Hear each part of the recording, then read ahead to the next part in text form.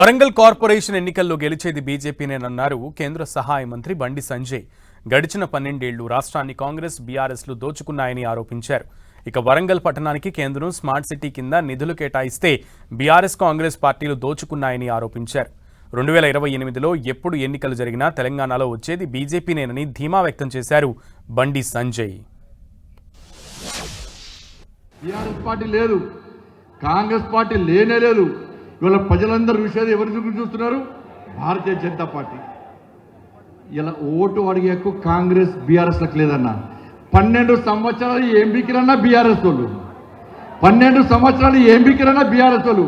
అరే మేము సవాల్ చేస్తున్నాం, ఈ వరంగల్ కార్పొరేషన్ స్మార్ట్ సిటీ చేసిన ఘనత నా నరేంద్ర మోడీ ప్రభుత్వాన్ని. 7 పైసలు స్మార్ట్ సిటీ పైసలు నీ అయ్య జాగిరా, నీ తాత జాగిరా, నా నరేంద్ర మోడీ పైసలు ఇస్తే మొత్తం దోసుకొని స్మార్ట్ సిటీ పైసలు డైవర్ట్ చేసిన ఈ ఫాల్తీ వాళ్ళు.